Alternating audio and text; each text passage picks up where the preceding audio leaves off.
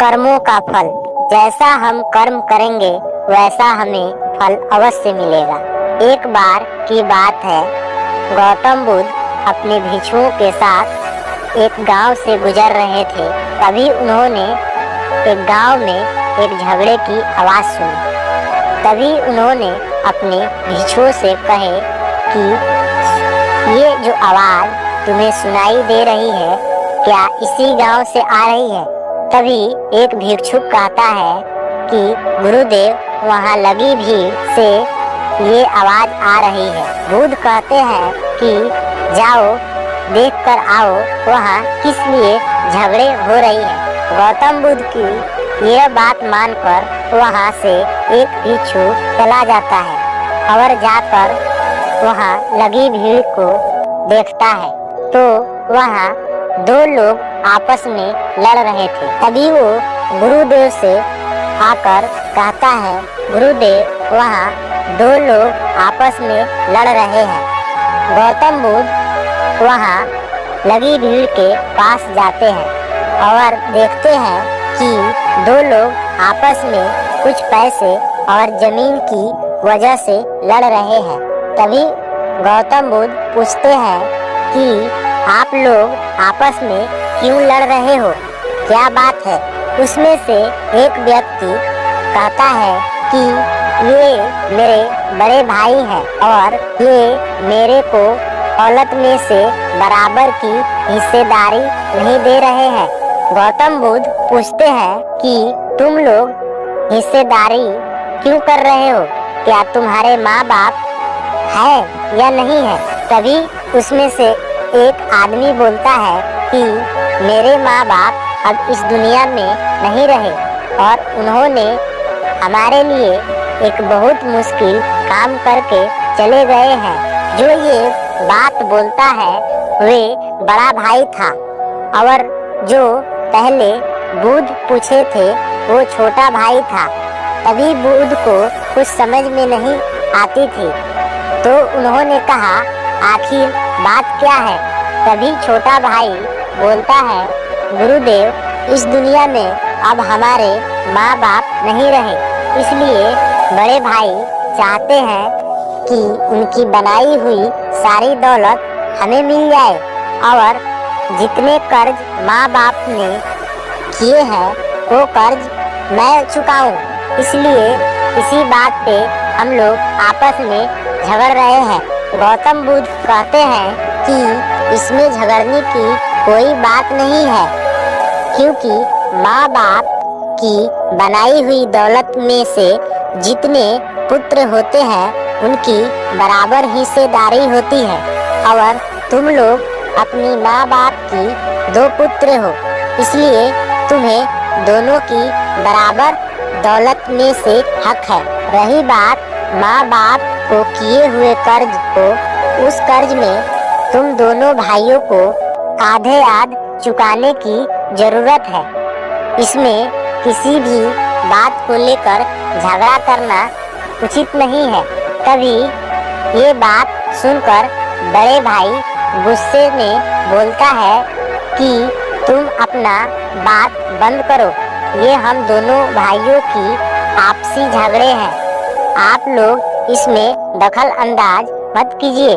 गौतम बुद्ध मुस्कुराते हैं और कहते हैं, देखो, जैसे हम कर्म करेंगे वैसे हमें फल अवश्य मिलेगा, क्योंकि ये प्रकृति का नियम है। बड़े भाई को कुछ समझ में नहीं आता है और वह अपने अहंकार की वजह से गौतम बुद्ध की बात नहीं मानता है और छोटा भाई बेचारा लाचार होकर बड़े भाई की बात मान लेता है और वह कहता है कि ठीक है, आप मेरे को दौलत में से आधे आध की हिस्सेदारी दे दीजिए। मैं जितने माँ बाप कर्ज किए हैं मैं पूरा चुका दूंगा।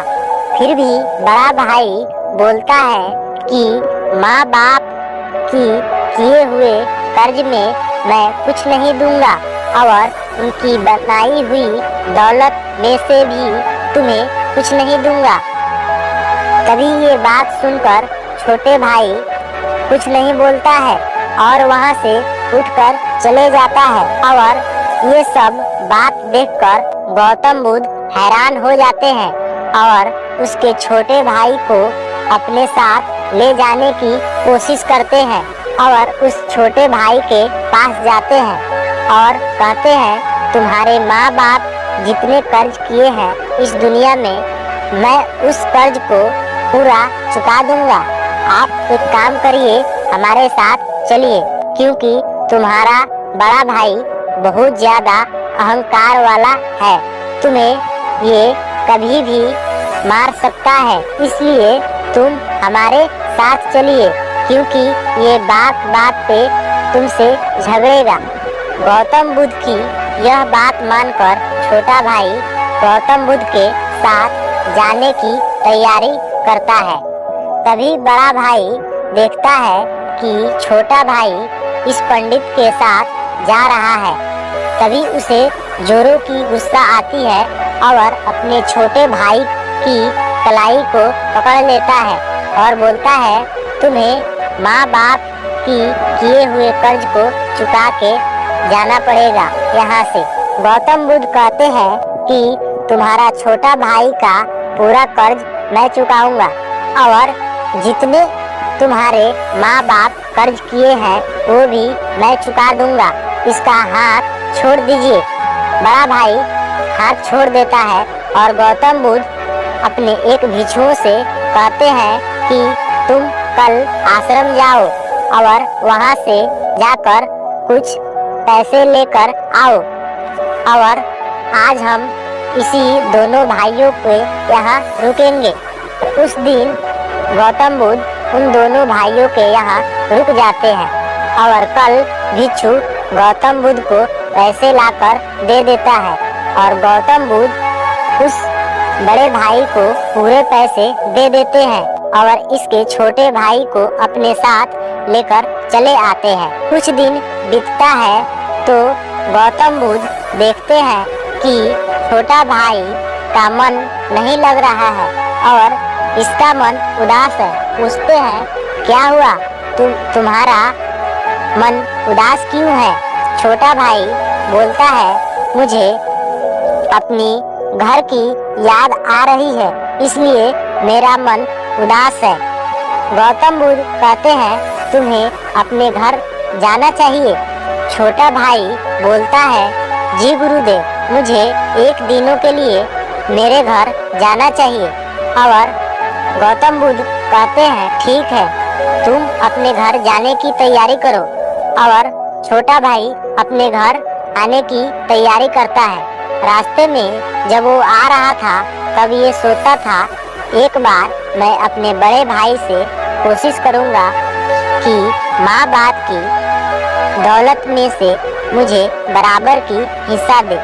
तभी सोते सोते वो गांव पहुंच जाता है और गांव पहुंच के बड़े भाई से मिलता है और कहता है, सुनो, मैंने तो माँ बाप की किए हुए कर्ज को भी चुका दिया अकेले, फिर भी आप मेरे को माँ बाप की दौलत में से बराबर की हिस्सा दे दो। बड़ा भाई गुस्सा से बोलता है, तुम्हारा हिस्सा कुछ भी नहीं है, तुम यहाँ से चले जाओ। छोटा भाई कुछ देर बाद वहाँ से आश्रम के लिए चले आता है। आते आते वो सोच रहा था कि अब मैं क्या करूं। ऐसे सोचते सोचते वो आश्रम पहुंच जाता है। तभी गौतम बुद्ध पूछते हैं, क्या हुआ, तुम्हारा मन अभी भी उदास है? तभी वो गौतम बुद्ध की पूरी कहानी बताता है। गौतम बुद्ध कहते हैं, चिंता मत करो, कर्मों का फल हमेशा उसे मिलेगा। तभी कुछ सालों बाद गौतम बुद्ध फिर उसी गांव से गुजर रहे थे। तभी वो देखते हैं कि फिर उसी गांव में उसी जगह पे कुछ भीड़ इकट्ठा है। तभी उन्होंने सोचा कि चलो इसी भीड़ में जाकर देखते हैं क्या हुआ है।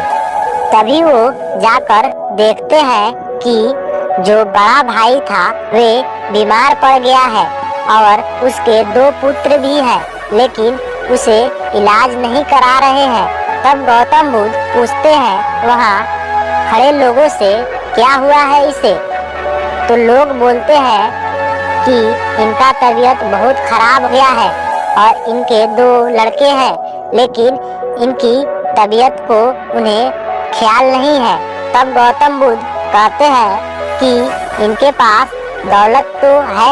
तब गांव वाले गौतम बुद्ध से कहते हैं कि जी हाँ, पहले इनके पास दौलत थी, लेकिन अब इनके 2 लड़के दौलत बेच कर सारे पैसे खर्च कर दिए हैं। अब इनके पास रहने के लिए घर भी नहीं है। तभी गौतम बुद्ध सोचते हैं और बोलते हैं 2 लड़के कौन हैं? तो गांव वाले बताते हैं ये 2 लड़के ये हैं जो उनके गांव वाले के बगल में खड़े थे। तभी गौतम बुद्ध उनसे पूछते हैं तुम इन दौलतों को क्यों बेच दिया और किस लिए? तभी 2 लड़के कहते हैं कि इन्होंने, जो मेरे पिताजी हैं अभी बीमार हैं, इन्होंने अपने भाइयों को घर से निकाल दिए थे इसी दौलत की वजह से, और इनकी कमाई भी नहीं थी क्योंकि इनके माँ बाप इनके लिए दौलत बनाए थे और इसलिए इनकी बनाई हुई दौलत नहीं थी। तो जब हम लोग बेच रहे थे और उसे खर्च कर रहे थे तो ये हमें मना भी नहीं कर रहे थे, इसलिए हम लोग बेच कर दौलत को उड़ा दिए हैं। अब हम लोग क्या करें, आप ही बताइए। तभी गौतम बुद्ध कहते हैं तुम्हें पता है, जब ये तुम्हारा पिताजी तुम्हारे चाचा जी को घर से निकाल रहे थे तभी मैं इस गांव से गुजर रहा था और मैं इन्हें मना किया था, फिर भी ये तुम्हारे चाचा जी को घर से निकाल दिए थे और मैंने कहा था, लेकिन तुम्हारे पिताजी नहीं माने। आज देखिए इनका क्या हाल हुआ है। तभी गौतम बुद्ध वहाँ से चले जाते हैं और जाते जाते वो आश्रम पहुँच जाते हैं और छोटा भाई गुरुदेव के पास आता है और पूछता है गुरुदेव क्या हुआ, आज आप कुछ नहीं बोल रहे हैं? गुरुदेव कहते हैं कि क्या बोलूं, आज तो कुछ बोलने वाला भी नहीं है। तभी छोटा भाई बोलता है गुरुदेव नहीं, क्या बात, मैं समझा नहीं। तभी गौतम बुद्ध कहते हैं तुम्हारा बड़ा भाई बहुत बीमार है और उसके 2 लड़के भी हैं, लेकिन उन्होंने तुम्हारी सारी दौलत को बेचकर सारे पैसे खत्म कर दिए हैं। अब उनके पास कुछ नहीं है। छोटा भाई हैरान हो जाता है और गुरुदेव से कहता है मुझे अपने बड़े भाई से मिलना है, क्योंकि मैं देखना चाहता हूँ वे इस हालत में कैसे हैं। गुरुदेव की बात सुनकर छोटा भाई वहाँ से चला जाता है और अपने घर पहुंचकर देखता है अपने बड़े भाई को, तो वे जोरों से रोने लगता है और कहता है आपका हाल ये कैसा हो गया? बड़ा भाई कुछ नहीं बोलता है, लेकिन छोटा भाई बोलता है कोई बात नहीं, तुम्हारे पास पैसे नहीं है, हमारे पास पैसे हैं, मैं आपका इलाज कराऊंगा। छोटा भाई वहाँ से अपने बड़े भाई को लेकर चला जाता है और उसे कुछ दिनों के लिए इलाज कराता है और बड़ा भाई ठीक हो जाता है। बड़ा भाई कहता है मैं तुम्हारे साथ ही आश्रम में रहूंगा। गुरुदेव से छोटा भाई जाकर ये पूरी बात बताता है तो गुरुदेव मान जाते हैं और दोनों भाई साथ में रहने लगते हैं। तभी महात्मा बुद्ध उन दोनों के एक साथ बैठे देखकर बहुत खुश हो जाते हैं और कहते हैं देखिए, पहले हम कहे थे कि जैसा जो कर्म करेगा उसे फल अवश्य मिलेगा।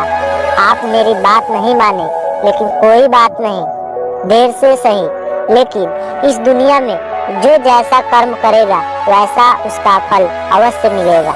दोस्तों, कर्मों का फल हमेशा अवश्य मिलता है, चाहे वो लेट से ही सही, क्योंकि इस प्रकृति का नियम है, जो जैसा कर्म करेगा उसका वैसा फल अवश्य मिलेगा।